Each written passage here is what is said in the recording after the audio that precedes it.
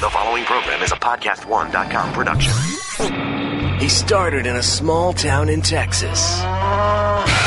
Worked his ass off to become one of the most famous wrestlers of all time. We're gonna take care of business tonight, and that's the bottom line. And now he's dominating the world of on-demand audio. And he's doing it for the working man. This is a damn good outlet for me to spew the bullshit off my brain. Yeah! This is the Steve Austin Show. Unleashed.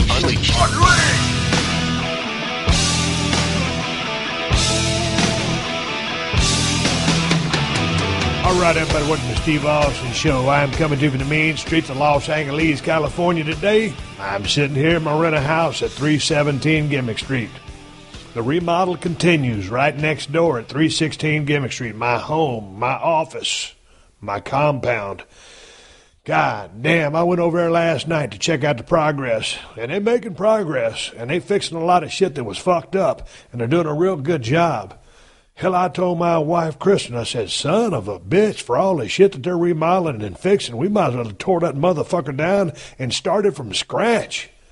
God damn, it might have been quicker to build a new house than to tear this motherfucker up and rebuild it. Nonetheless, the construction goes on, and I went over last night with my wife, and I said, hey, man, talking to the contractor, I said, hey, man, how long do you think this remodel is going to take? You know, we figured it's going to take about 2 months. Well, that's bullshit. We actually thought it was going to take about 60 to 75 days. It was going to be done by the time we got through deer season down at the Broken Skull Ranch. Well, it's going to be till about maybe April before we're able to move back in that sumbitch. So I tell you what, we're over here at this rent house, but I think we only got about a 2-month lease on this sumbitch before some other people rent it that was supposed to rent it, but they weren't ready for it, so now we live in here. But shit, I'm about to pull my RV out on the curb. I'll be podcasting from my silver RV on the streets of Los Angeles. Either that, or I'll load that motherfucker up and head down to the Broken Skull Ranch and podcast from there. My return to Los Angeles, as I've told you, has been a little difficult, facing all the traffic and the headaches, hassles, and horseshits living in the big city of Los Angeles. Lots of pluses, lots of pros, but there's lots of cons too. The traffic is a motherfucker. We just got back from the veterinarian office. We had to take both of our dogs, my wonderful chocolate lab Hershey and our silver lab Moolah, to go get a checkup. And it turns out Moolah got something stuck in her ear. She kept scratching her damn ear with her foot. So she got something wrong with her ear. And so we flushed it out, and she's fine. Hershey's been coughing and hacking and panting a whole lot. God damn it. We love these damn dogs, especially Hershey. She's my baby. That dog goes everywhere with me in South Texas. She's my shadow. Take her deer hunting with me. She rides in my Kawasaki mule with me. Something's wrong with her. The doctor says, you know what? Have we ever x-rayed Hershey's chest? And we said, well, we don't believe we have. Wasn't in her records. Stuck her in an x-ray machine, and the doctor called us back there and he said, hey, check this out. Hershey has pneumonia. And I said, God damn, are you kidding me? He says, no. And he starts describing all the x-ray stuff to me. So anyway, I don't know how long Hershey's had walking pneumonia, but it's been quite some time. That dog, she don't complain about nothing. Now, I know she can't talk. You're probably saying, Steve, you dumb motherfucker, your dog can't talk to you. How could she complain? But she don't whine. She don't mope. She don't just lay around. She sleeps a lot because she's 12 and a half years old. But that damn dog is tough as nails. So anyway, we're going to put on a course of antibiotics for about 2 weeks, and then we'll take her back. They took some blood work from her. We're going to get her blood checked. Her thyroid was low normal last time, so we may check into that. But other than that, I think she's fit as a fiddle. Got some laser treatment on her front knees. She's got some, you know what? She's kind of gimped up just like me. Maybe I need to go back there and get a laser treatment on my damn knees, my shoulder, my whole fucking body. Shit, it might be a damn miracle. Kristen, you think they'd do a damn laser treatment on me? Yeah, shit, I might go get a PRP treatment. Fuck. I'll get my whole body PRP'd. I'll be feeling like $1 million in about 2 weeks' time. Well, fuck all that shit. I got a couple plugs I want to get out there real quick. I just was about to put in a home gym over at 316 Gimmick Street, and we started the remodel process. And the gym that I used to train at had closed down, and I've been wanting to make a move and do something on my own. And I was going to go buy some cheap-ass little power rack at a sporting goods store. And, man, it just wasn't sitting well with me. I said, man, I can't get that kind of shit. I just got to get something that's going to be a little bit more sturdy, a little more strong. And so I went down to, if you're in the Los Angeles area, they were at the Fitness Expo just a few weeks ago. Extreme Training Equipment is their website. This ain't a plug because they gave me a bunch of free shit. I paid for everything I bought over there. They're going to deliver it this Monday. I had a half rack built. Instead of a full power rack, I had a half rack built, 88 inches tall, so it would fit where my garage opens up over there at 316 Gimmick Street. They're going to bring it over here, but I was over there and I was checking out all the shit that they make. And if you want some badass, heavy shit, they do a lot of high schools and colleges and stuff out here in the Cali area, probably all over the nation. But they're local, and they're going to deliver my stuff on Monday. So I got some bumper plates. I got an Olympic bar. I got a preacher curl bench just because I love doing preacher curls. But anyway, hey, man, again, I paid for all my shit. But if you're in the L.A. area or in this region and you want some badass commercial-grade shit, check out Extreme Training Equipment. That's the only plug. Other than that, hey, I got one more plug I'm going to give for you right now, and that's Steve Austin's Broken Skull Challenge on CMT. We're on the last 2 episodes of Season 4. These are 2 episodes that you do not want to miss. Now, I know the show comes on Sunday. Playoff Sunday. NFL. Football is on. So set your DVRs. You don't want to miss this shit. January 22nd, January 29th. Those are the last episodes. Men and women. We brought back the baddest all-stars from all 4 seasons, and they go head-to-head in the ultimate skullbuster, ultimate head-to-head competition you've ever seen in your life. If you want your doors blown off, I guarantee you, watch Steve Austin's Broken Skull Challenge this Sunday and next Sunday, the 22nd and the 29th. Set your DVRs on CMT 10/9 Central. You won't be disappointed. Man, these guys and girls come out there, and these are the best of the best. So I expected a shitload from them, and they delivered. Hey, when you put all-stars against all-stars, good shit happens. So, man, I'm out there. I ain't really got to motivate anybody to tell them to kick ass because, hey, man, this is part of their DNA. When they compete, they expect to win. They expect to be the best. And when you got a bunch of alpha men and alpha women out there and they're competing head-to-head, it makes for outstanding TV. So please check out these next 2 last episodes of Steve Austin's Broken Skull Challenge on ZMT. Hey, man, I'm going to go ahead and jump into the podcast. I got a good chance to have a conversation with my old buddy, Eric Embry, dropping stories about pro wrestling, more stuff, more psychology, Puerto Rico, all kinds of cool shit. It's always a pleasure talking with Eric Embry, and he's just, man, the guy can talk your ears off. A great guy to interview, a great guy to listen to. I listen as a damn fan while I'm talking to him. He's got so many good stories. You're going to hear about them on today's podcast. Eric Embry is my guest once again. But before we get to Eric Embry and get this podcast really going here, let's get your health and fitness plan for 2017 going. And the easiest way to do that, get on the DDPY program. Dallas is making it really easy for you to get started because he's offering the biggest sale ever on DDPY right now. You get 25% off the DDP Yoga Now app, the DVDs, and all the swag, including hats, T-shirts, mats, and heart monitors. And if you buy a max pack, you get a second one for 50%. So that's 50% off the 25% you're already getting. I ain't got to tell you what a huge savings that is. Just go to ddpyoga.com/Austin to take advantage of this sale. And, of course, if you buy the DVDs, you'll also get 3 months free of the DDP Yoga Now app. And the app has a whole new set of DDP Yoga workouts. You can track your progress and your measurements, and you can do live workouts from the DDP Yoga Performance Center. So take control of your own health and fitness in the new year. Get on the DDPY program today and take advantage of this huge sale. 25% off the DDPY program and all DDPY-related merch at ddpyoga.com/Austin. That's ddpyoga.com/Austin. Hey, this is Steve Bertoni, host of the Forbes Interview Podcast, launching January 17th. My first guest is Adam Carolla, comedian and king of podcasting, sharing how he turned his persona into a media empire. I came from a world where nothing really ever worked out and no one ever got to do what they want to do, not for a living. Download or subscribe to the Forbes Interview on iTunes now, and don't forget to give a rating and review. Steve Austin, Unleashed. I'm talking to Eric Embry about the fine art of staying married. How are you, Eric? Hey, doing good, Steve, doing good.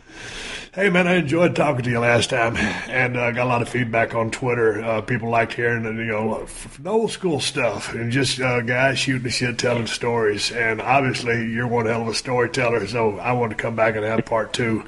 You ready for it? Hey, you bet, buddy, you bet. I appreciate it. Hey, dude, I just thought we'd shoot the shit. And one of the things, I can't remember if we got into too much last time, and I want to talk about Puerto Rico and color and stuff like that because, in an important angle, color or juice or blood, whatever you want to call it, can be so important in an angle. These days it's politically incorrect. It's unsafe with all the diseases. It's not going to happen like it used to. But going back into the other stuff, when I was watching you in World Class Championship Wrestling, USWA, or just I watched a lot of your work.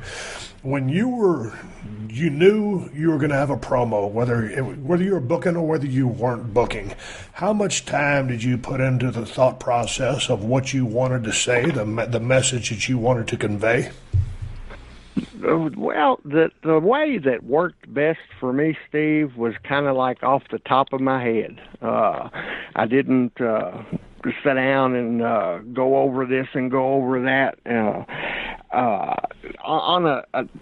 For me to do a successful promo, I've got to believe what I'm saying. And as that goes with any angle that you do, you've got to be into it and believe what you're doing.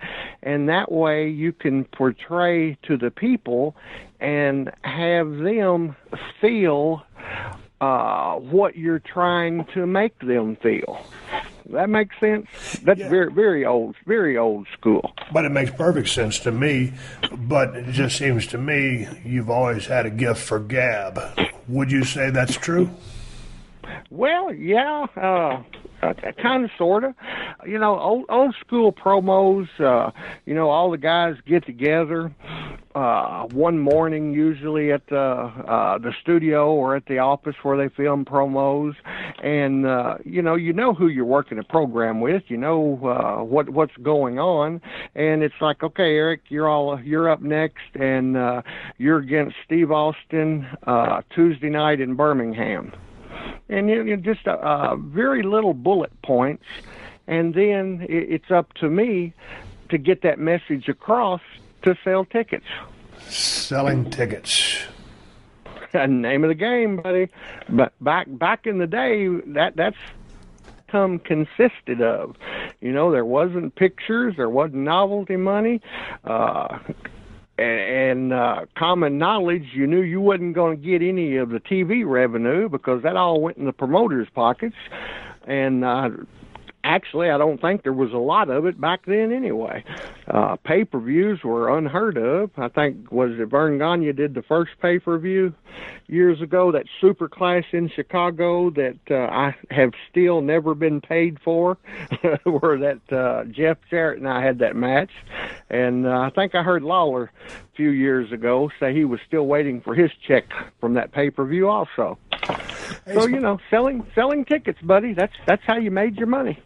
Hey, talking about making money and, promos, trying to sell tickets to get people in the building. Let's talk about the old gimmick stands that the boys used to do as far as like 8x10s, this, that, or whatever at intermission. They'd do it at the Sportatorium. They'd do it at the shows in Tennessee.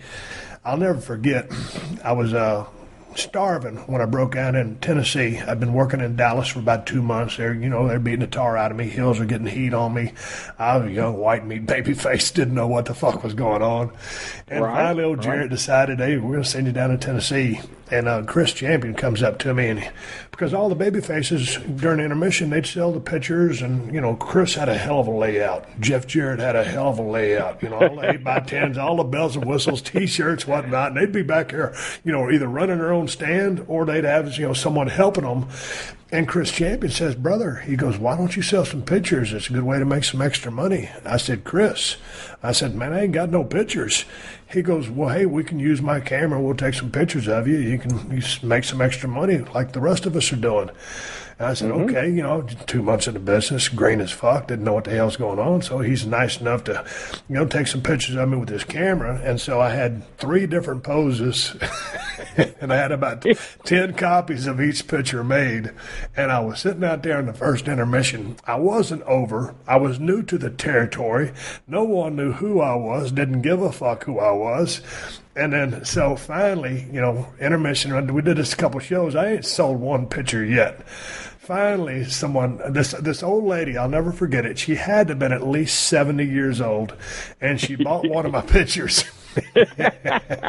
And after she bought that one fucking picture, back in the day, like wrestlers go through these certain phases where they got to have either the gimmick carry wallet, the briefcase was a thing at the time, then the fanny pack would come later on, but everybody had to have a briefcase. So since everybody in the wrestling business had a briefcase at the time, I had my little shitty aluminum one. All the guys that were making money had the Halliburton one, but I took Halliburton, yeah. I took the other, but that meant you was making some money if you had the Halliburton one. That was the one to shoot for. So I took the other 29 pictures and put them in my briefcase, and I still think I have those photos, but I never made a fucking dime other than that one old lady buying that picture for me, and I know she's probably long since passed, but thank you very much. How did you do with the gimmick stand? I did very good when I would do it. Again, from old school, let's use Dallas for an example. Jackie Fargo in Memphis and this and that always says, and the old-timers always put into my mind, if you're standing out with the people, mingling with the people, what makes you any different than they are? Why would they want to buy a ticket to see you? Stay in the dressing room. So that was one of the big friendly fights Percy and I would have when we were in Dallas, is I didn't want to go out and do pictures, and Percy would just beg me and make me a lot of times. And, brother, we would make more on pictures and T-shirts than we made in the match payoff for that night. And thinking way back, I really think I started the Polaroid picture gimmick. We were in Corpus Christi, and I don't even know how I thought about it, this or that, but I went to Kmart and bought one of them Polaroid cameras and 2 packs of film, 2 10-packs. And in intermission, we announced for $5, have your picture with Eric Embry, and we sold out of those 20 pictures in no time flat.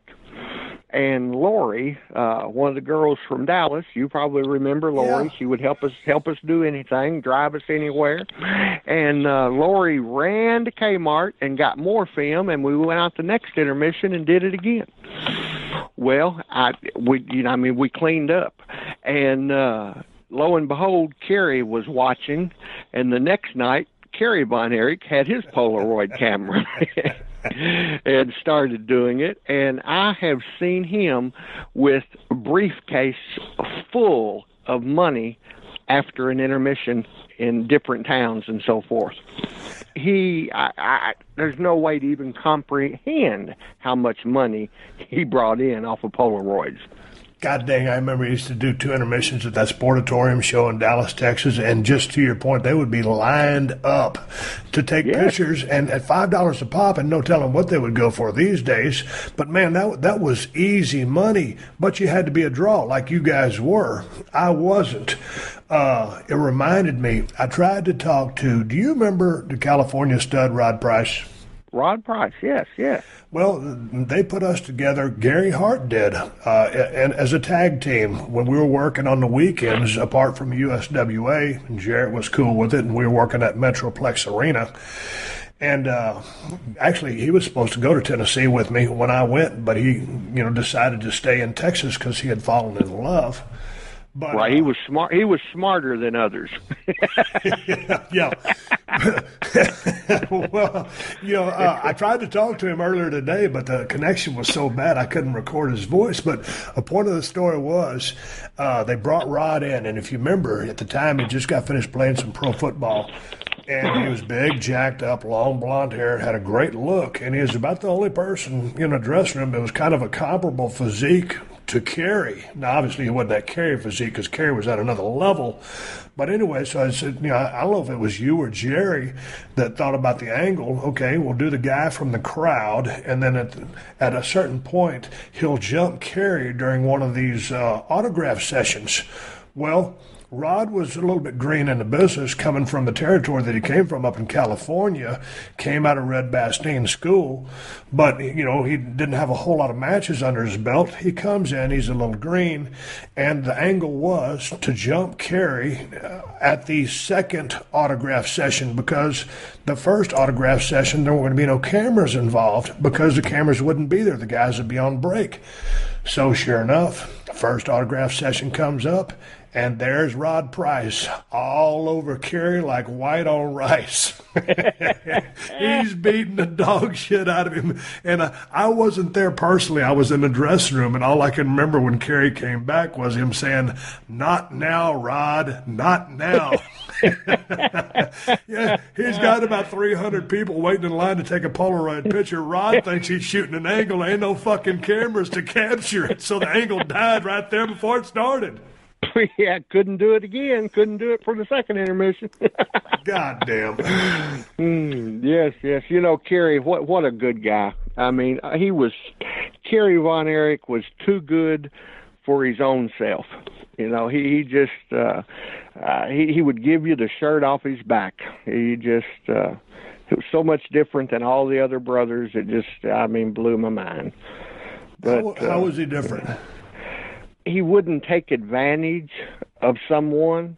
You could get him to sell for you in a match. He understood that his comeback wouldn't mean anything if he didn't sell for you before the comeback. Back to the kind of the Jerry Lawler higher and mightier than now, Kerry didn't have that type of attitude, or never had it toward me. Some of the other boys, well, I'm a Von Erich. I can do whatever I want to do. Well, that's to me, that's what cost them the wrestling world, because, man, they had the wrestling world by the balls at one time, and then they lost it. Why did they lose it? I think a lot to do with the attitude, the holier than thou. One of the technical reasons would be that, the old-timey promoters back in the day, they stayed in their territories. They respected the other territories, the other promoters' territories. And, world-class Fritz had the first TV that was going everywhere. And, my gosh, that TV was over. Them boys were over, man. And Fritz would not run shows against the other promoters in their territories. He wouldn't go nationwide. And he very well could have before Vince did, but Fritz wouldn't do it. And then I think all the tragedies, Kerry running into a damn parked police car and losing half of his foot. They kept that a big kayfabe that he was just, it was hurt, but, he'd actually lost half of his foot. And then they, I don't know whose idea it was before me, to bring in Lance Von Erich. This kid, never met him, but was no more a Von Erich than Steve Austin or Eric Embry was. And they had the people caught on because he was right from around there. So the fans realized that, wow, the Von Erichs have lied to us again. And it just, by then, Fritz was old, and I think, was tired and burned out. And he was just giving his boys a place to work, or I think he would have sold out years before if his boys wasn't involved, in making their living that way. Man, I'll never forget. You know, I was, Jesus Christ, 2-3 months in the business. I wasn't worth a shit. I'd go to some of these local house shows that they were having. I was on the card, and someone wouldn't show up. So I actually got a chance to work with Kevin Von Erich and Kerry Von Erich. Now, this is in 89 and 90, right before I would go to USWA full time. And I didn't have no business being in the same ring with them, much less the same state. That's how green I was. But, you know, I'd go in there, and we'd start the match off, and they knew I was green as shit. And so the match would last about 5 minutes. I'd shine them up, or they'd just beat me up. I'd get maybe one shot of heat on them, or maybe 2 punches, and then I'd be met with the iron claw, and then 1, 2, 3 on the back. I'm not complaining about getting beat by the Von Erichs in 5 minutes. It was just a blast to be in the ring with them. But I'll never forget, you know, one time I was going to a show. It was in Cleburne, you know, one of those shows that was around Dallas-Fort Worth area, and I needed gas. So I was driving a 1976 Monte Carlo, pulling the gas station. I was going to the show. Of course, I got my regular clothes on. I look over there, and there's Kerry. And Kerry's got his trunks and his boots on and a half shirt. Yep, half shirt. Goddamn, what the fuck? You know, I dress over at the dressing room, but he was living the gimmick, brother. Yes, he did. Yes, he did. He was. Unfortunately, the boys had demons that maybe we all had back then. And I had my fair share. I had my fair share. Yeah. Kerry had a hard problem controlling his, and anything, he was Kerry Von Erich in Dallas, and anything was accessible to him. And Super Clash, we were at the hotel, and I probably shouldn't say this, but I don't care anymore. But I'm walking down the sidewalk, the balcony of the hotel, and I walk past Kerry's room, and it's like, holy gee, his door is open, and laying on the chest of drawers or the desk, whatever it was, that piece of furniture by the TV, was like a golf ball of cocaine. I mean, the biggest I had ever seen in my whole life. And it's like, holy, and the door open, and it's scattered everywhere. And I found Kerry down at the highway, watching the traffic go by. I got him back in his room, needless to say, and got him all situated, and he stayed in there. And then the next night was the Super Clash, the big pay-per-view, and needless to say, he was back in the right state of mind for that. Were you there? Because I talked to Jerry Lawler on a podcast. It was probably a year or two ago, whenever it was. And I know you guys didn't really see eye to eye. You had many matches together, but he was working with Kerry that night. And Kerry had his blade on, and I guess he went to scratch underneath his armpit, and I guess he hadn't taped up his blade. And, boy, he gaffed the shit out of himself. So gaffed it open, brother. He was putting his robe on. Lawler was in the ring. And, I mean, guts were hanging out. And Vern Gagne was screaming at me. And I said, damn, Vern, I didn't do nothing. He says, think of something. And took Kerry out and pointed him toward the ring. And I said, Kerry, somebody cut you on your way to the ring. Go. And that's what he went with. Are you serious? I swear, brother. No, Lawler wasn't in the ring yet, but because I can still see Lawler standing there saying, God, what are we going to do? What are we going to do? Because we were running over on time, and everybody was panicking anyway, and then Kerry laid himself open. Poor guy. But that's what they went with. Yeah, somebody got him, knifed him on the way to the ring. Hey, speaking of getting color, I think I brought this up on the last time we talked. I don't know because I don't listen to my shows, but we was talking a little bit about getting color, and we was going to talk about it a little bit tonight.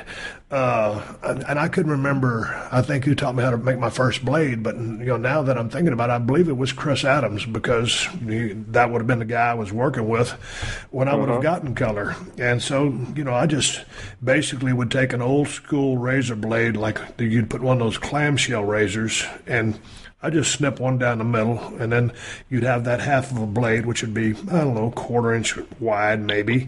I'd trim it down, and then I just cut a corner on the edge of it, and then I'd loop a piece of tape over it and stick the blade through the tape, and that'd kind of be my depth meter. And then that would be my pull tab. And so it was a little bit more elaborate than that. It was almost like a little shank that you would make in a prison, but it was flexible, and you could pull it off my wrist. And so that was my system. How did you manufacture your blades? Who taught you the art of it? Well, I don't know, to be honest. I don't remember who taught me, other than probably experimenting. And I did keep mine on my wrist. A lot of the guys, Steve, kept them in their mouth, under their tongue. Absolutely. I said, hell no, there ain't no way. You potato me in the belly and I swallow it, I'm in trouble.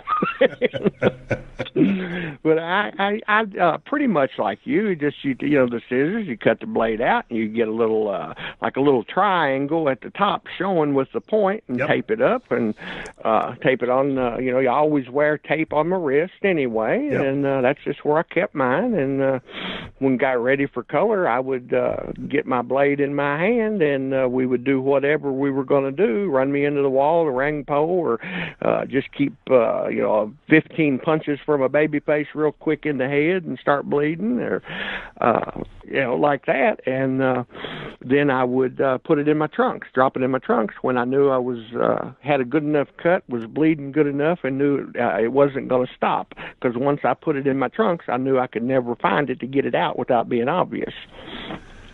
And only time I was working with Jeff Jarrett in Memphis one night. You're bringing back lots of memories, buddy.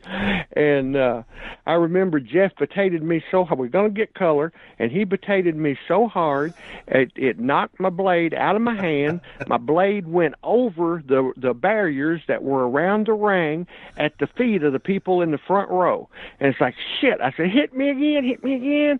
And he hit me, and I took a bump over the barrier to their feet and picked it up in my mouth, and nobody ever was the wiser. Nobody caught me. Did you ever have any malfunctions? I've told this story before, but I think I was working with Dustin Rhodes, World Championship Wrestling. It was that Halloween Havoc show, and I think I got color in that show, but what I did was I made a mistake. I made my point was too long, and so I couldn't dig it in. And so I was trying like a sumbitch to get some color, but I couldn't push the blade in to break the skin enough. So finally I give up, but it wasn't for a lack of trying. And so at the end of the match, it looked like a chicken had peeled out of my forehead about 4 times. I had all these horizontal scratches on my forehead, but none would qualify as a cut. And it damn sure didn't bleed to the quality of blood that I was looking for. So that was about really, I think, my only mishap with trying to get color and not being able to get color. And on that same note, in that same night, on the day of that match, I'd gotten color plenty of times. That one time in that famous match with you in the Sportatorium, with all the baby faces being handcuffed, so I was pretty experienced at it. But someone told me, hey, Steve, if you take a couple of asprin, you'll thin your blood and you'll bleed better. So I took a handful of aspirin before that match, and Mister, on an empty stomach, I just don't take a shitload of aspirin. I had the biggest gut bomb going out to that ring, and then so in theory, I should have been able to go out there and have a fucking bloodbath, but my blade was flimsy, my gut was hurt. I was just lucky I made it through the goddamn match. Oh, yeah. The aspirin is definitely, or some whiskey or something, some real strong alcohol, vodka. And, everybody knows I always had a lot of alcohol in me when I was working. And what'd you drink before a match? Oh, I kept 6-pack in my bag. Really? Yes.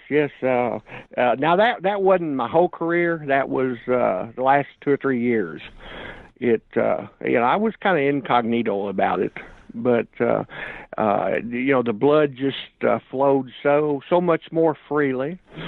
I can remember one time in Jacksonville, Florida, working against the spoiler, Don Jardine. And, you know, Florida, this is when I got my first real push from a real wrestling company with Eddie Graham there in Florida. And had won the TV title and this and that. And we were in Jacksonville in an angle with spoiler, Don Jardine, and for some reason, I couldn't bleed. I tried, and, you know, I don't know if the blade, I taped it up wrong or whatever. So you just call an audible. I said, hard way, bust me, I can't bleed. And to an old-timer, you only got to tell them once, and they knock the shit out of you. He split me right open one shot, and I bled like a pig. What'd he do? Did he bust you across the brow or what? Yeah, no, across the head with the TV title. That'll do Put me to my knees, buddy. And then that damn Bugsy McGraw, God love him, he helped me so much in Florida when I was learning. But Bugsy got me, now I'm green, you know, or never been pushed before. Yeah. And got me in the dressing room and said, here, now, we got to take some pictures of this and stuff for the program and everything. He said, let me trim a little bit of this hair away from it. Well, my God, when we went to the hospital that night, the doctor started screaming at the nurses in the emergency room, who cut his hair? Who did this? Who did this? Where Bugsy cut out a damn 4 or 5 inch circle off the top of my head for a 2-inch gash. Man, you know, back in the day, I remember one time we was working Phoenix, Arizona, I believe, and I forgot a lot of shit, but I remember a couple of things. And me and Dustin Rhodes used to love to work together, and Grizzly Smith was running the show that night. And Dustin came over to me and he goes, hey, man, what do you think about getting a little color tonight? And I said, shit, yeah, man, sounds good to me. You know how it is when you're younger in business. Because back then, I mean, if you get called a blade, it's kind of like an honor. You're gonna bleed in the ring. It's important. Yeah, it's important. So Dustin goes over to Grizz and he goes, hey, Grizz, you know, me and Steve was wondering if we'd get a little color tonight. You know, Grizz, 6'9", hand on his chin. You know, that sounds like it might be a good idea. Yeah, go ahead.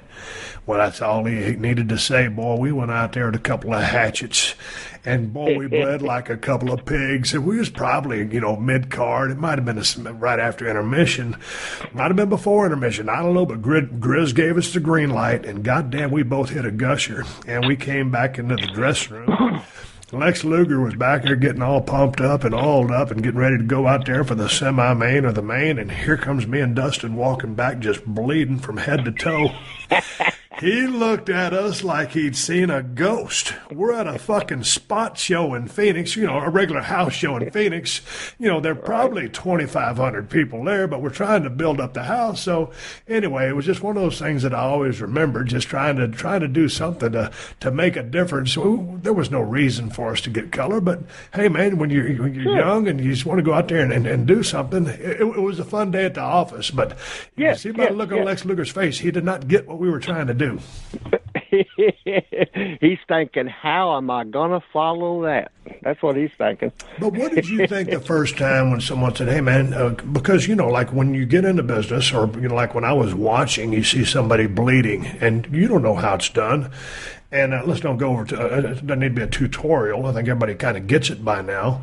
But all of a sudden, you're in the dressing room and you're making a blade, and you go out there and you get color for your first time, or this time, or your 100th or your 1,000th time. Anytime you stick a razor blade into your forehead and drag it across to open yourself up, I mean, most people think that's pretty fucking crazy.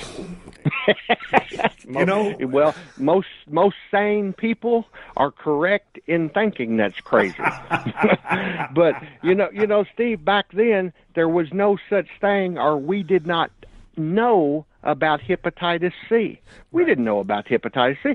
We all bled all over each other, this or that. And just to be perfectly honest, I'm in my second treatment with this new stuff that's supposed to cure the hepatitis C that they've discovered 25 years later that I've had.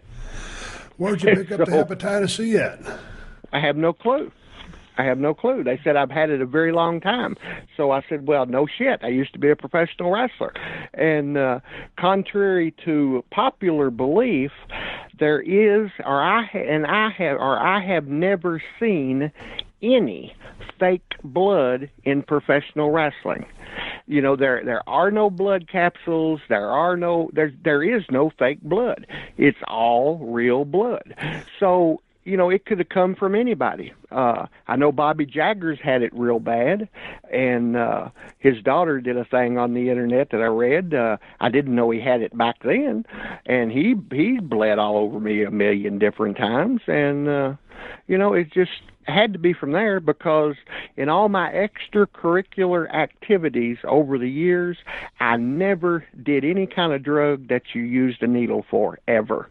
I hate needles. I'm scared of needles. I hate shots from a doctor. So I did not get it from using a dirty needle, because that was impossible. I never used a needle ever. And so it come from somebody bleeding on me. You know, Abdullah's bled all over me. He was in a lawsuit about it or something with somebody. And but, I mean, you know, a lot of the old-timers, the ones that are still alive, next time you go to your doctor, have them check you, because it tears your liver up. But you know what? Back in the day, you know, when you asked, called upon to do a little business there, you know, I always enjoyed it myself. And, yeah, me too. I'm not speaking of people that cut or self-harm. I'm not speaking about that at all. I'm talking about in a ring. I'm talking about pro wrestling and talking about drama and storylines. But back in the day, you knew that what you were doing was a little bit different. You knew you were in a real germy, dirty environment. I remember laying on that mat in the Dallas Sportatorium or on any mat, any part of the world, guys coming down the aisle from the dressing room, boots been wherever, and taking a leak at the urinal, sitting on the john, boots on the mat. I mean, it's one of the dirtiest environments that you can ever work in or be in. And the smell of that mat, and going back to the way we described the sportatorium last time I talked to you, but just the smell of that mat, and all of a sudden you get color, and all of a sudden that color starts dripping down onto that mat, and you start painting that canvas, and that picture starts coming alive, and you with that blonde hair, or like a flare with that blonde hair, all of a sudden the crowd comes alive. But God damn it, you know, you think of all the shit that's down there, you know, because this was, dude, last time I got color had to been in the 2000s, but AIDS was around, but guys didn't even think about it, and no one questioned it. If someone said, "Hey, man, you get color," or if someone was going to get color that you were working with, you didn't even give a fuck. I mean, you kind of questioned what their social habits were, but you went ahead and did it because that's what the deal was. Sure. I would much rather me be bleeding than someone else bleeding. And you just hit on it. Back then, we never thought about it. We didn't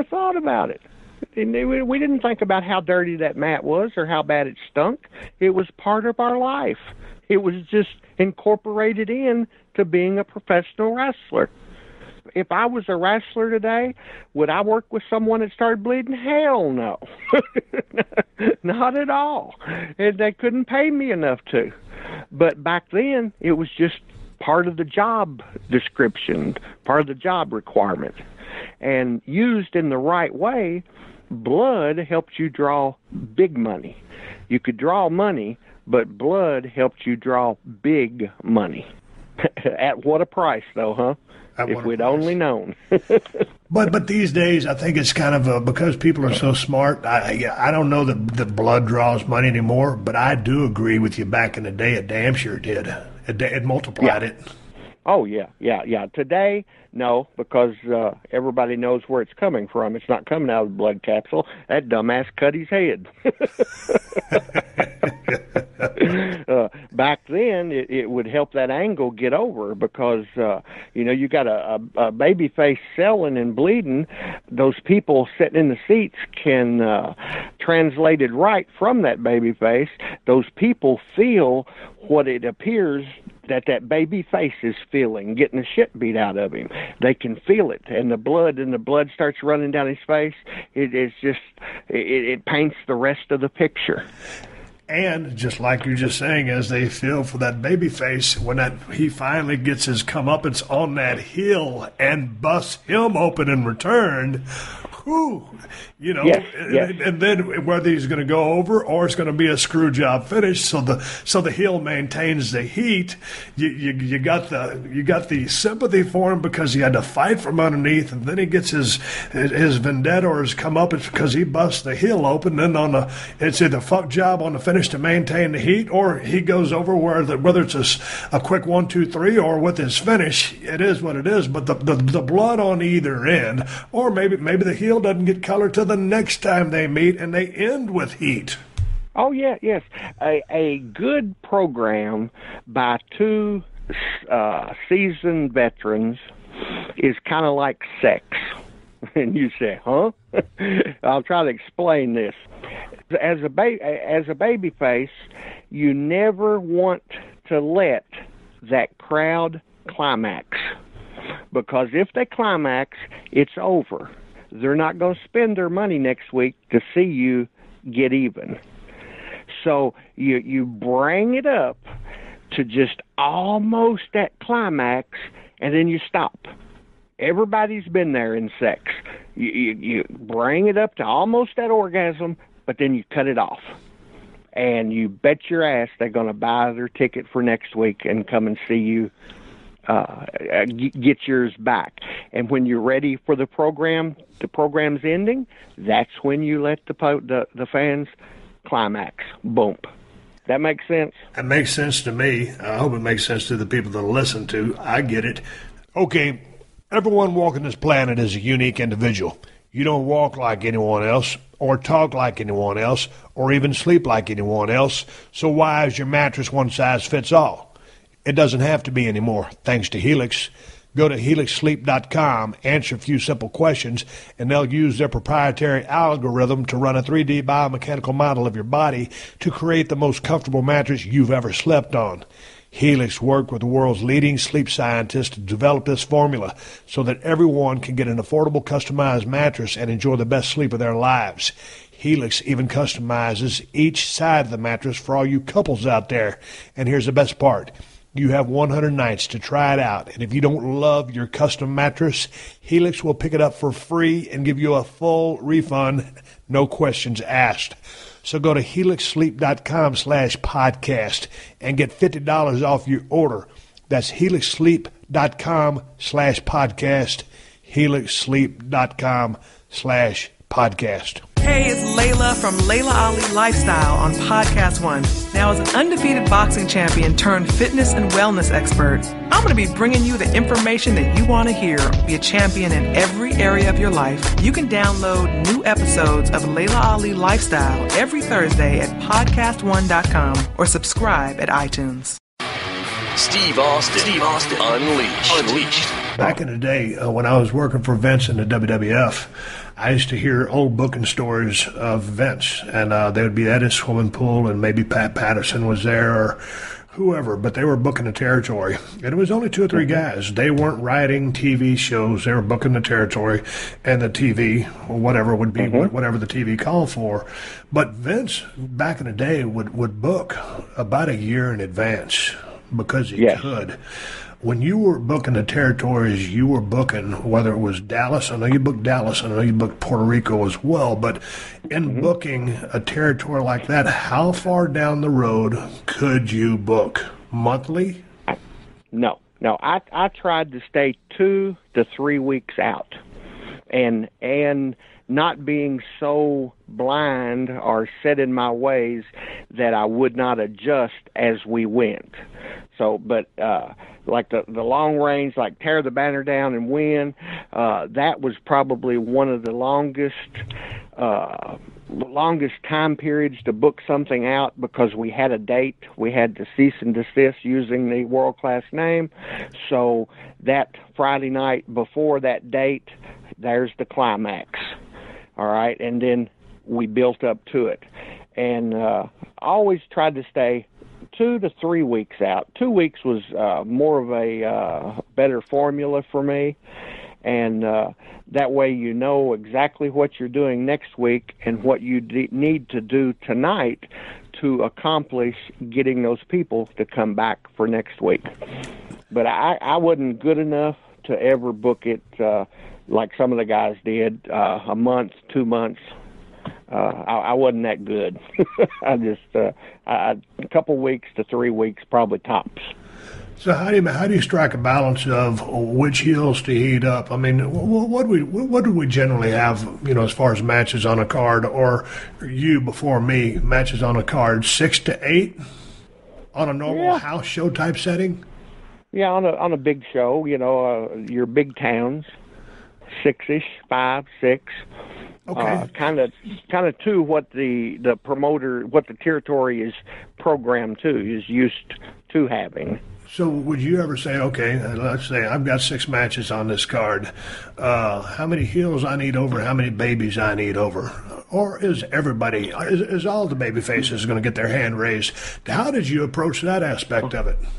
Well, by each individual angle, by each individual person, except if you're at a spot show and the house is the shits, all baby faces go over tonight. Let those people leave happy, to where maybe next time you come back to that town next year or something, a heel's not going to lose any steam, lose any heat by putting a baby face over in a town where there's nobody there. But the Buck Robley, that was Buck's scenario, and I always used it. It always worked like that. But you have to, like say in Dallas, as a weekly town, you have to gauge each individual match. There's no set formula like 4 baby faces over, 3 heels over, or anything like that.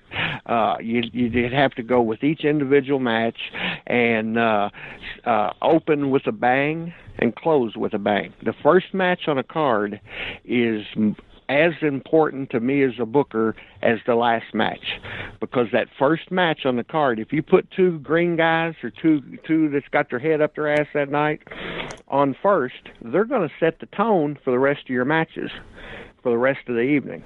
So always open with a bang and close with your hot angle. And who goes over in this first match? Well, I know next week or the week after I'm going to shoot an angle with this heel, so I'm going to let this heel go over. Or vice versa. I'm going to move this baby face up, shoot this angle here next week or 2 weeks from now. So baby face needs to go over. So you just have to gauge it to each individual match. What do you think was the most talented roster you ever worked with or had a hand in, whether you was just on the crew or booking throughout all your territories that you went through? Wow. What a question. Dallas, we had a heck of a crew there at one time.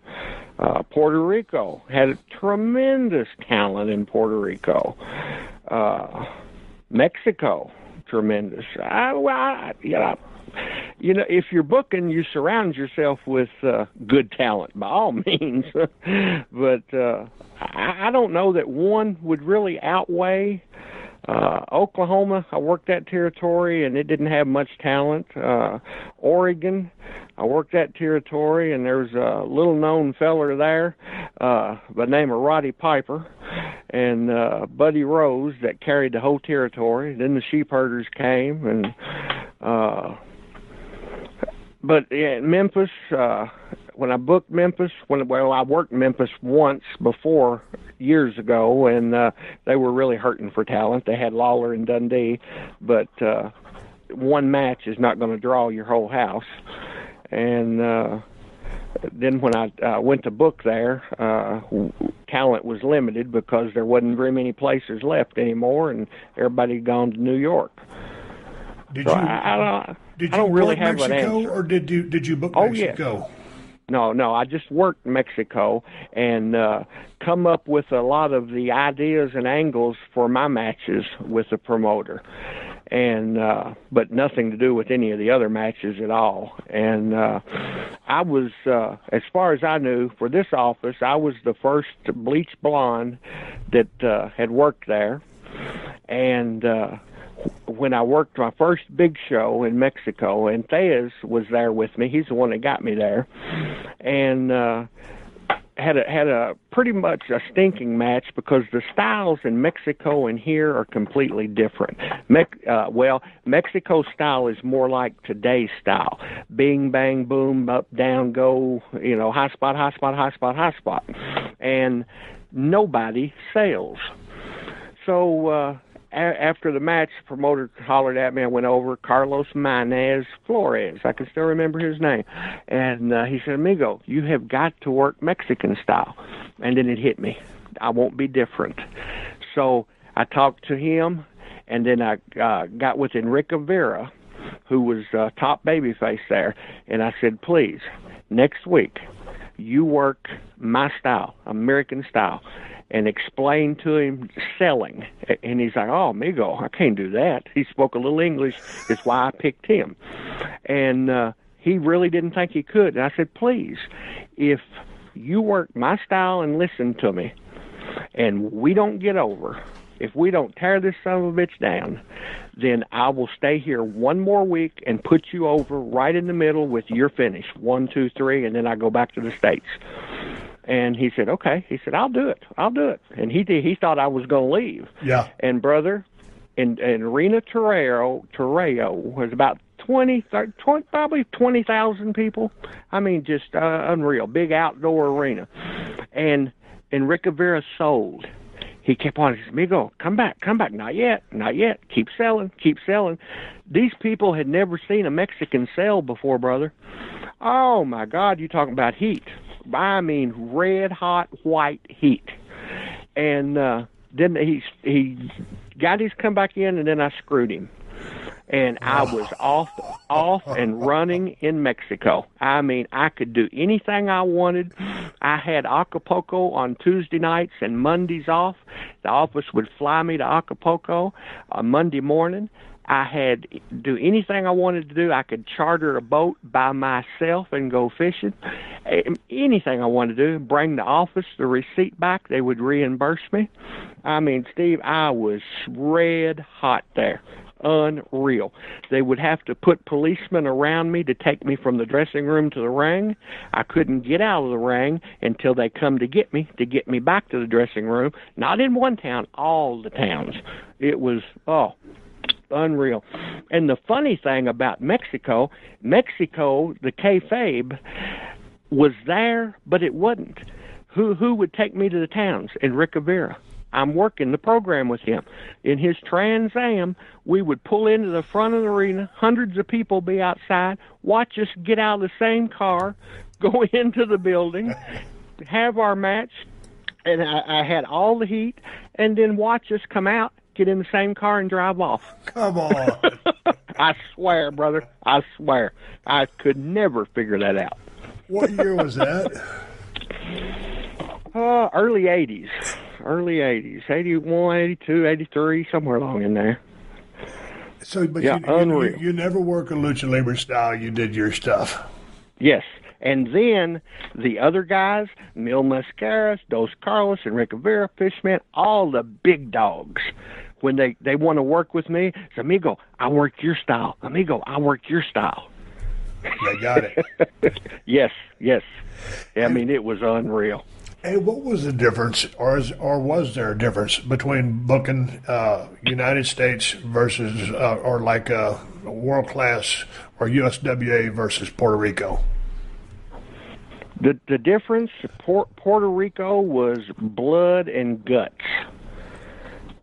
World Class was more reversed psychology, reverse child psychology, I guess you could say. In Puerto Rico, you had to pull out the stops. Puerto Rico was, I don't know how to explain it, and I want to get into Puerto Rico in a minute too, and you know what I'm talking about. But Puerto Rico was, did you ever work Puerto Rico, Steve? No, I never did. No? Boy, you're lucky. A lot of the big guys back in the day would not go to Puerto Rico. Puerto Rico was the most dangerous place to work on the face of the earth, period. The people were vicious. like in Ponce, and this is 25 years ago, I can remember. In Ponce, when it was like a indoor arena with no ringside because you would get killed. But as you come back to the dressing room to go between the bleachers, the entranceway, they would throw live rats at you. A live rat, all right, and not a girl. I mean a four-legged rat that chew your ass up. They would throw spark plugs at you in the ring. You know, one of those hits you in the eye, you're blind. I had to, in Puerto Rico, I got smart. I bought cans of this black punk rock hairspray. I would spray my hair black, or I couldn't go out on the street to do anything. Couldn't go to the beach, couldn't do nothing. I mean, fight. And Puerto Rico had had a good run with Abdullah the Butcher. Blood and guts.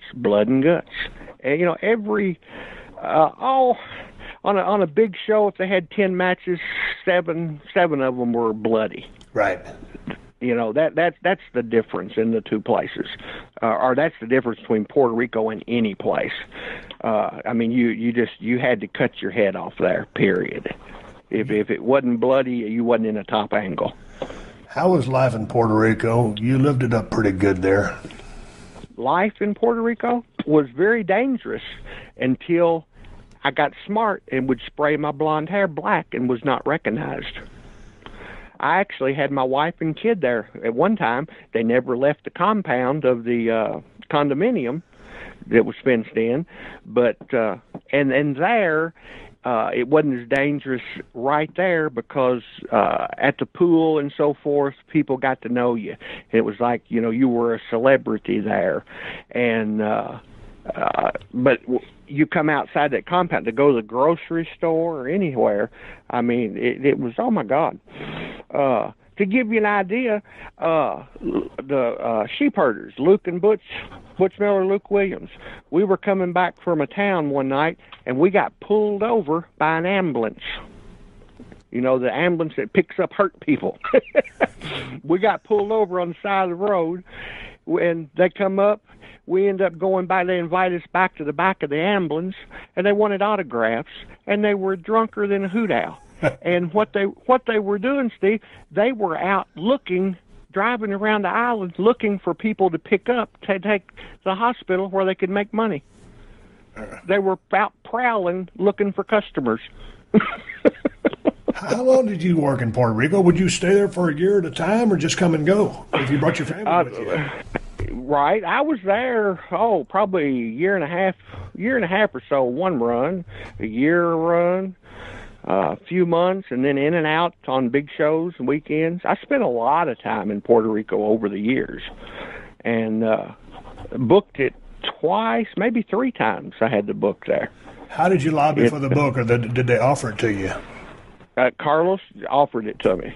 Yeah, he just, I'd met Carlos Colon in San Antonio working for Joe Blanchard and with Luke Williams booking, and Luke was bringing in Carlos for shows, and then Luke left San Antonio and went to Puerto Rico to book, and then that's when I got the book in San Antonio, and then after that run, Luke brought me to Puerto Rico, and then as Luke and Butch left Puerto Rico, Carlos had a meeting, and we come up with a deal, and that's the first time I booked Puerto Rico. Okay, before we go back to Puerto Rico, let's go back to Texas. How much heat was between the San Antonio office and the Dallas office? Back in the day, a whole lot. Right. Joe Blanchard, who started Southwest Wrestling in San Antonio, used to work with Fritz. Yep. For Fritz, with Fritz, they promoted together and so forth. And I don't really know what happened there, but probably money. But Joe broke away and formed Southwest Championship Wrestling, which was opposition, and Dallas kind of stayed up in the top part of Texas, but then they would start coming to San Antonio as business picked up with Luke booking and so forth to run opposition because Southwest was really taking off. It was a good territory there for a while. What was Paul Bosch's take on that from the Houston area? Because he He was NWA. Yeah, Paul. Go ahead. Right. Paul just always stayed Houston. Right. That just Houston. Boom. And I think Paul went with the Von Erichs because they were a big draw compared to Tully, which wasn't much of a draw at all then.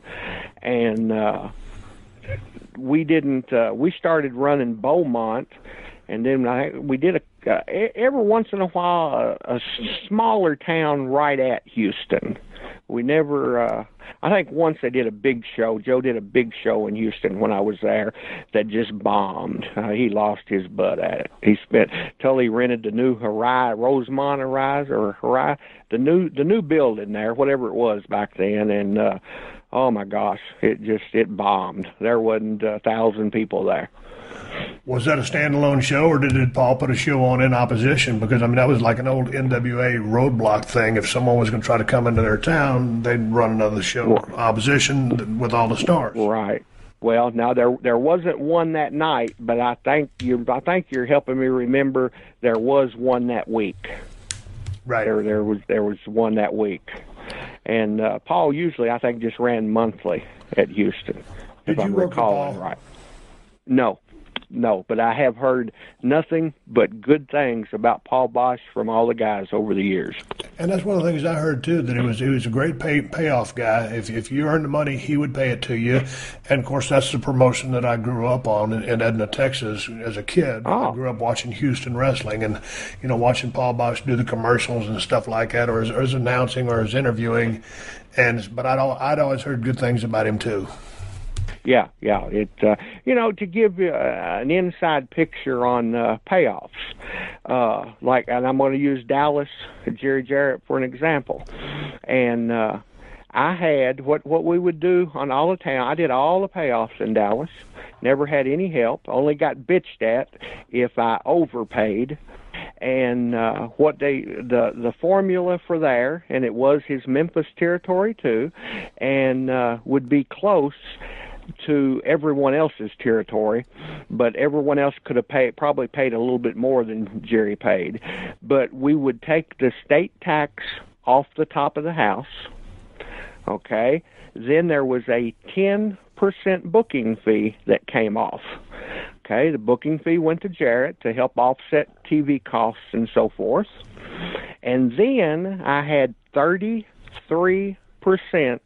of the gate after the state tax, and the 10% booking fee.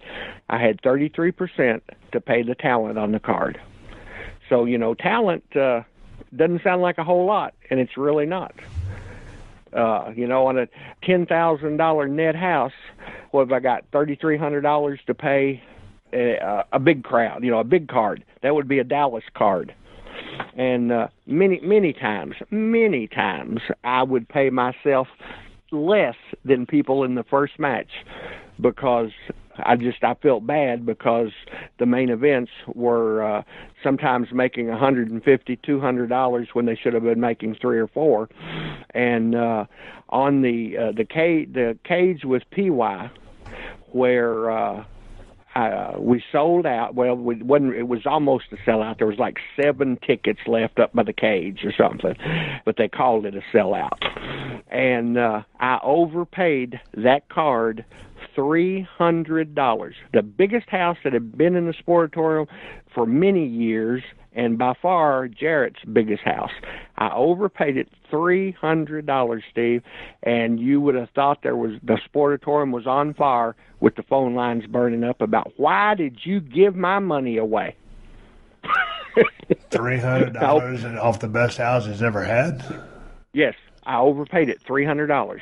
That's not your money, Eric Embry. That's not the talent's money, Eric Embry. That's my money. You just stuck your hand in my pocket and took my money and gave them.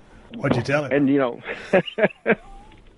take it out of mine. Take it out of my check. Yeah. Just take it out of my check. And he said, and he told me, I will. And he did. How was it to work for? Was it very, very, very good. Very easy to work for. He left me alone. And, he would, he told me one time, he said, Deborah asked me what the main event is tonight in Dallas, that's why I'm calling you. He said, hell, the only thing I told her, you against Akbar's people. And that's, then I'd tell him what it was. Deborah was his wife, or is his wife. And, but yeah, I overpaid it $300 and got an ass chewing. and that's back when Max Andrews, that had the syndication with Jerry Jarrett, per Jerry Lawler, they had a salary of $10,000 a week apiece just off the syndication. $10,000 a week apiece off the syndication, off that syndicated show that went everywhere. And I got an ass chewing for overpaying $300. What did they pay you for whatever you'd make, for the match or the angle that you're in, for the house that you drew? But what did the booking fee pay? I mean, whoever had to book, is that a percentage above and beyond the house, or what is it? Yeah, it's a deal that each booker works out with the promoter. And I had a 20% of the profit in Dallas, but did not include the syndication. Syndication was separate entity that I had, I was producing it and writing it and, doing the whole show, but I had nothing to do with how they marketed the TV, so they made all that money. Hey, man, I steered you back to Texas, but I want to get back into Puerto Rico. Last time we were talking about Bruiser Brody. And yes. I never got a chance to meet the man. I didn't know what kind of guy he was. Seemed like a very smart guy from some of the interviews I've seen him do.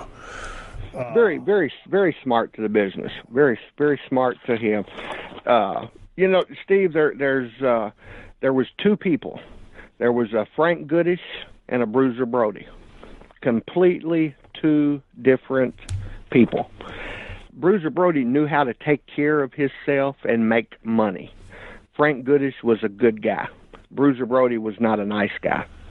Bruiser would take advantage if he had to, whatever it took to make that dollar. That's why promoters really loved him. They knew they were going to have to fight with him over the payoff, but Brody knew how to draw money, period. Well, how was he to work with? Very stiff. Brody, him and Stan Hansen, made a ton of money in Japan.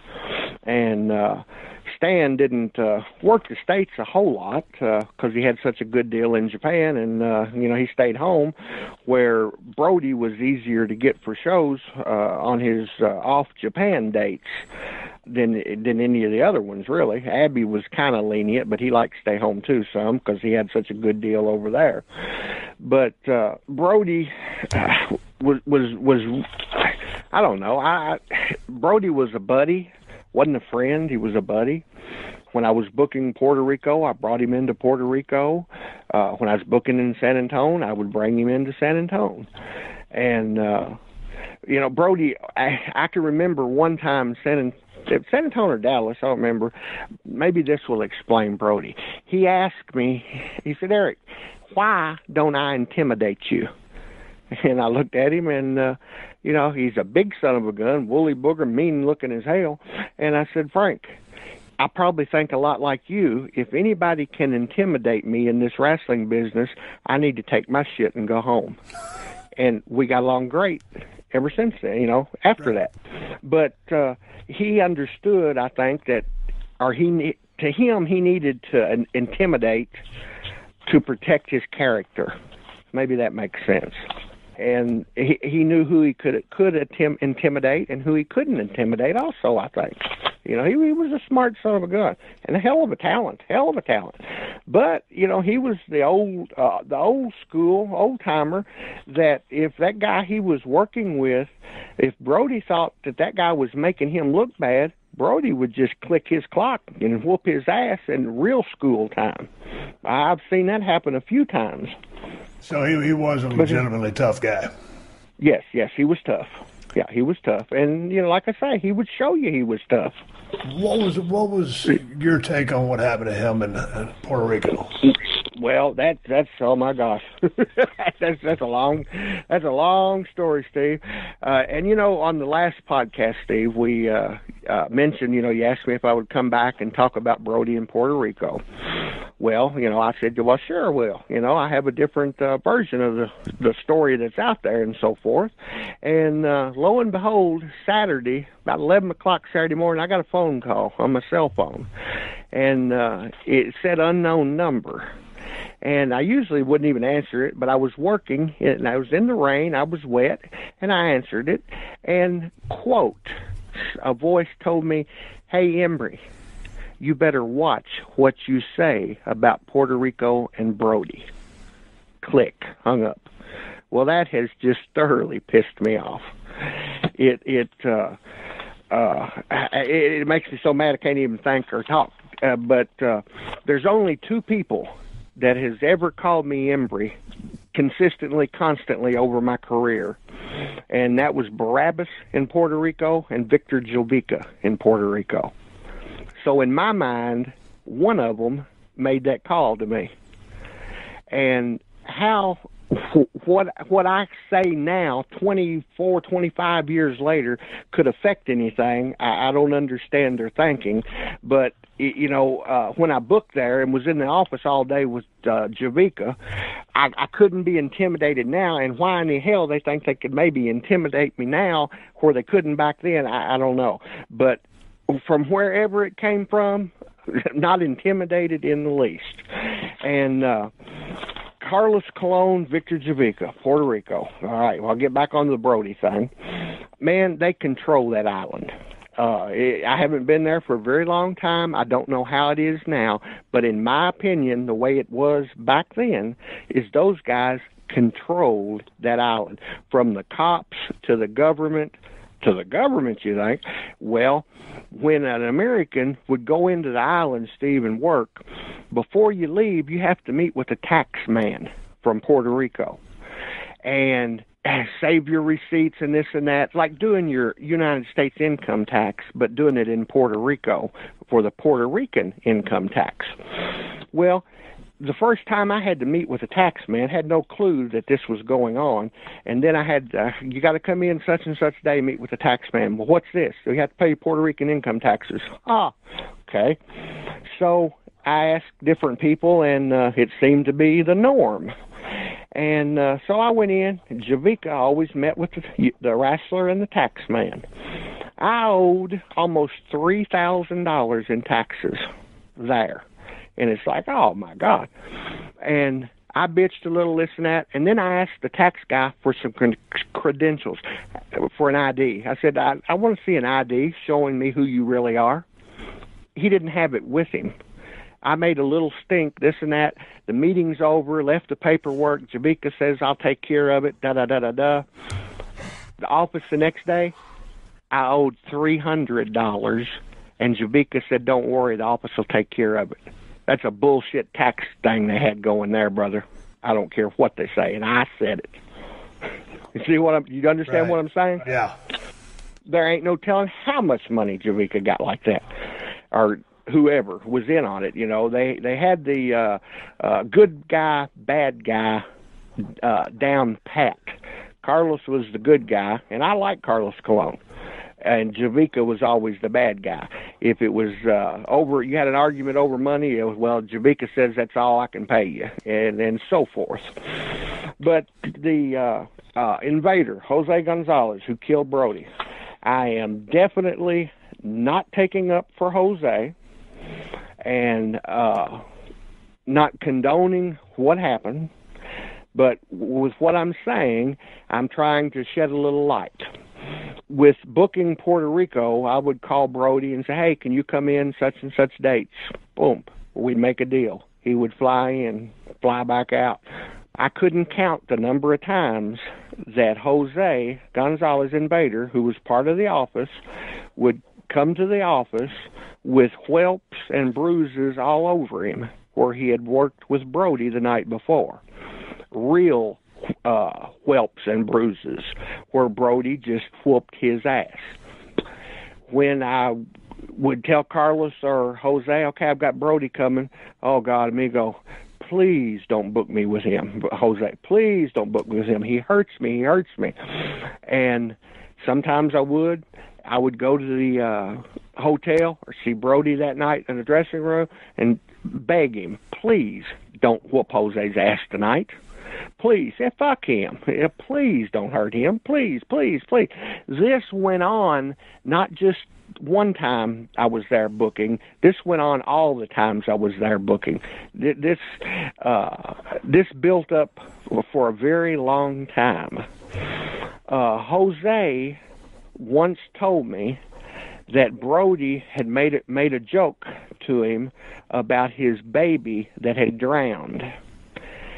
And would Frank do that? I don't know.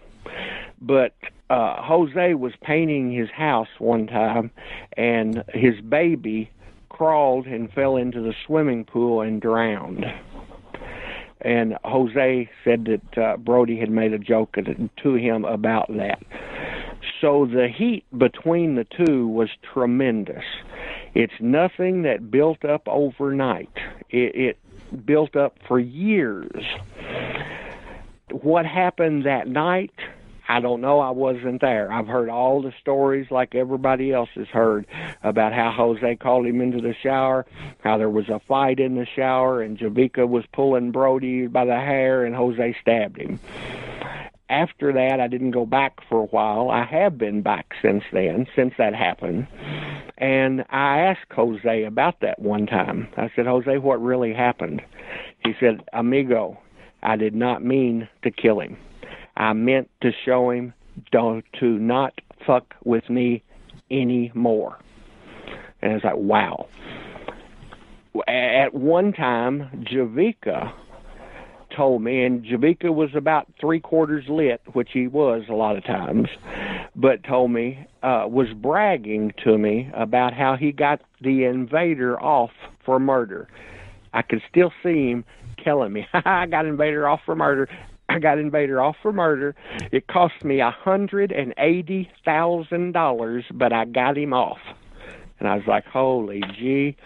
That was the straw that broke my Puerto Rico back. I never went back after that, after Javica told me that. Never went back because I didn't know what had happened. But, you know, I knew there was heat with Brody and Jose over the years. And but when Javica was bragging to me about that, it blew my mind. It was like, oh, it made me sick. And that goes back to just showing that Javica and Carlos controlled that island back then, period. They controlled it. And I also want to say, you know, Dutch Mantell and Tony Atlas was in the dressing room, kind of saw what happened that night, and did not go back for the trial. Well, I understand Dutch got subpoenaed, but Dutch said he got his subpoena after the trial was over. Like 2 days or something after the trial was over, he got a subpoena to be there 2 days ago for the trial. But in anybody's defense that was in that dressing room that didn't go back for that trial, there is no doubt in my mind, Steve, if anybody had went back to that for that trial, they would have not left that island alive, and they would have never made it to the trial. That's how much control that office has on that island. God damn. Some heavy shit, ain't it? Yeah, but it's true. And for the son of a bitches to call and semi-threaten me, they can all kiss my ass. I know I can never go to Puerto Rico and work again, but guess what? I'm not going to want to go to Puerto Rico anyway. It's unreal. And there was also an inside that I got so mad talking about it. Bruiser, and I know this is true, Victor Quinones, little Victor, had loaned the office there a lot of money per Victor, not Javica, Quinones. And Bruiser had also loaned them, and a quote to me was $50,000. And he did not get it back in the time that he was supposed to get it back and so forth. And Brody had demanded, in no uncertain terms, had let him know, I want my money and I want it tonight. I want my money, I want it now. And that's when the murder happened. God damn. And I know that's true. I lived in Little Victor's apartment with him there, and he was just a buddy. Went to Japan for him. He was just an honest son of a gun, and he had lost his money he had loaned them, and Brody wasn't going to lose his. And did that play a part in all that? Yes, I think it did in my mind. In my mind, it did. What year was that? I can't even remember. Oh, Lord. The end of the 80s. 87, 88, 89, somewhere along in there. What did you do after you left there? Which time? No, after Brody got killed. I mean, Oh, I was in Dallas when Brody got killed. How'd you take the news? Oh, I remember we were on a spot show up in Oklahoma, and it was like, what? Rick Hazard come in and said it. And it was like, whoa, no way. It was unreal. I don't know. I still don't believe it happened, but God, it did happen. But it was unreal. And I'm thinking like, damn, that it could have been me, because I really thought that I was close with them, and. For Jose to do that, and there's no doubt he did it. He says self-defense, but naturally, hell, he's not going to want to go to prison the rest of his life. He's going to say anything, and it just still unreal. But those guys they proved they can get away with anything. They can do anything they want on that island. Period. I'm through now, Steve. It pisses me off though. God damn, that's some heavy shit. Yeah. And one of the big things, Steve, is I worked a long time in Mexico. Stayed there a year and a half the first time. So I picked up a little Spanish. This was before Puerto Rico, and I don't speak proper, good grammared Spanish, but I kayfabed them over there. I couldn't speak a word of Spanish. So when they didn't want me to hear something in the office, what'd they do? They talked Spanish, and I played stupid. So, hey, guys, I knew a whole lot of your shit that you were talking about in there. They let them chew on that for a little while. And, the cops would even, the police department, the big shots, the little policemen didn't know, but the higher-ups, they would call the wrestling office, Steve, and give them a heads up. We're going to bust so-and-so projects tomorrow. Tell your guys to stay out of there. And lo and behold, that damn projects where we go get stuff gets busted. And not once, not 10 times, a bunch of times. So Jabika's spending $180,000 to get Invader off for murder is not far-fetched to me at all. I mean, no way. It just, I believe it to a T. And he's the one that told me. So, I believe him. I believe they spent it. God damn. Call a high spot here, Eric. One tackle, drop down, and get it again, brother. But, hey, Steve, I do want to thank you tremendously for letting me be on your podcast. I really appreciate it. And I want to send a shout-out to all the fans that supported me over the years. I'll probably never, ever be on something like this again to talk to as many people as I'm talking to right now. And I just want all the fans to know, man, I love you. I really appreciated you. I really did from the bottom of my heart, because I know I could not have did near what I did without you guys.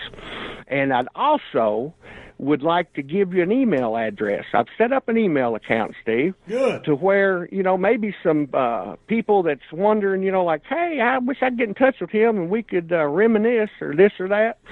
I've got one, and it's real simple. It's Eric Embry, EricEmbry, at bbtel.com.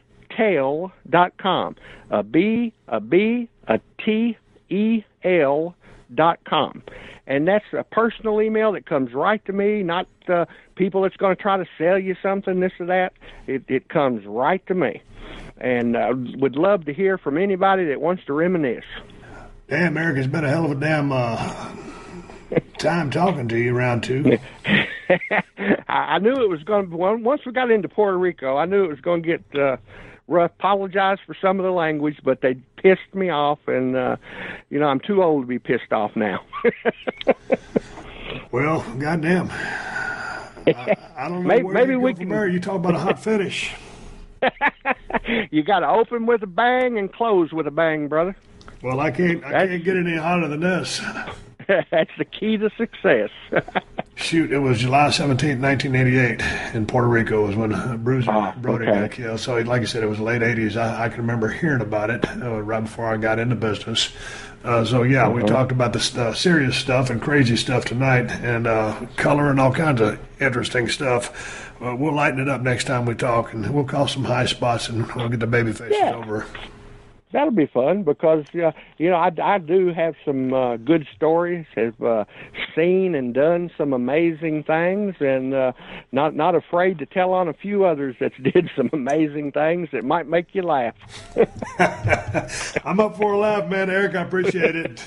Hey, thank you, Steve. You have a good one, brother. All right, everybody, give me the go-home cue so I'm going to wrap up this podcast and ride off in the sunset. I appreciate you hitting the download button and listening to myself and Eric Embry shooting the breeze and talking about professional wrestling. Thank you, Eric, for your time. It's always a pleasure talking to you and always fun to listen to your stories. God damn, that guy's been around the horn. He's got some great stories. Hey, man. I'm going to give you guys something to watch right now before I go any further. Y'all know I like to get on YouTube and give you something to watch. Well, the other night, I've been watching a lot of shit on YouTube, and I've been watching this one particular video. And I watch it about 3 or 4 or 5 times in a row. And it's a remake of a song. And, God damn it, the name of the band, if you get on YouTube, type in 5 Finger Death Punch. Bad Company.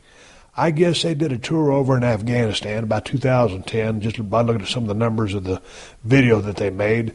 But, man, it's their version of, they did their copy of Bad Company. And, goddamn, 5 Finger Death Punch. Crank that shit up. It's got a real good tone to it. Guitars sound badass. Singer's badass.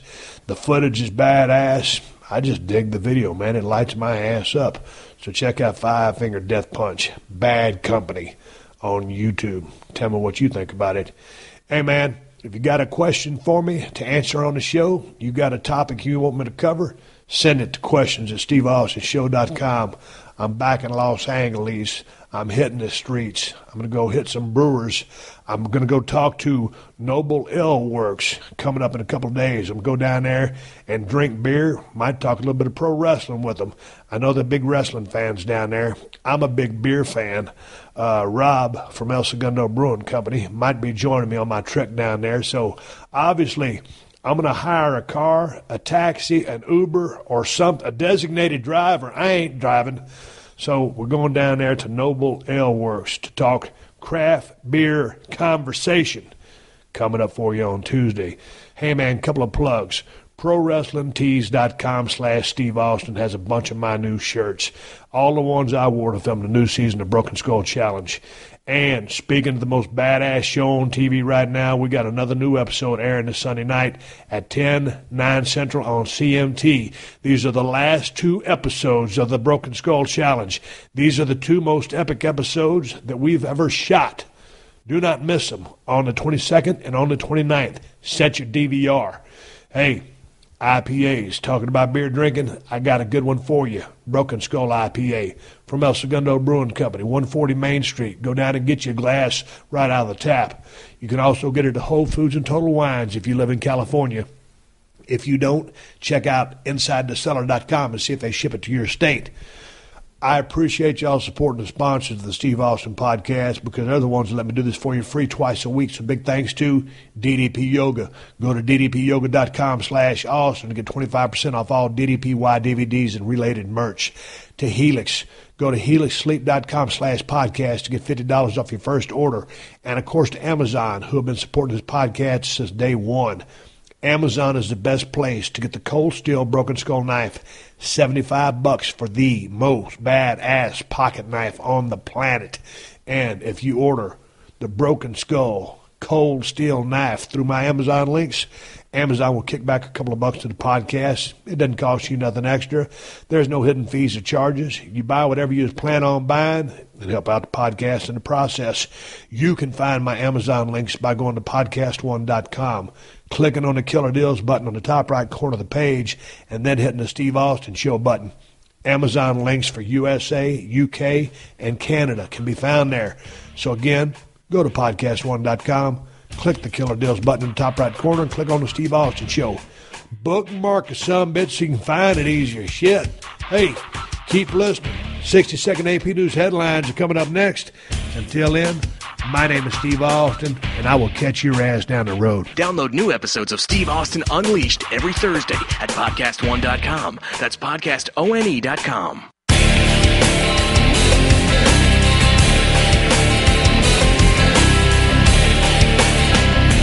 The best in paranormal talk radio goes beyond the darkness, challenging everything you think you know about the paranormal. Check out new episodes of Beyond the Darkness every Monday on the Jericho Network, on the Podcast One app, or subscribe at iTunes or podcastone.com. Stay tuned for the latest AP News headlines from Podcast One right after this. The Angry President. I'm Rita Foley with an AP News Minute. We've learned that President Trump was seething when he fired FBI Director James Comey. He felt Comey let the FBI's Russia investigation play out in the press, we're told. Former Trump campaign advisor Roger Stone tells the Today Show this morning the Trump presidential campaign did not collude with Moscow. The idea of Russian collusion is a canard. It's a falsehood. Earlier on the Today Show, White House Deputy Press Secretary Sarah Huckabee Sanders was asked about a line in the president's termination letter to Comey that read, "I greatly appreciate you informing me on 3 separate occasions that I am not under investigation." Some have called that statement into question. Sanders was asked about it. Look, I'm not sure on the reasoning behind that exact part being in there, but I do know I spoke to the president directly, and he said that those moments and conversations did take place. I'm Rita Foley.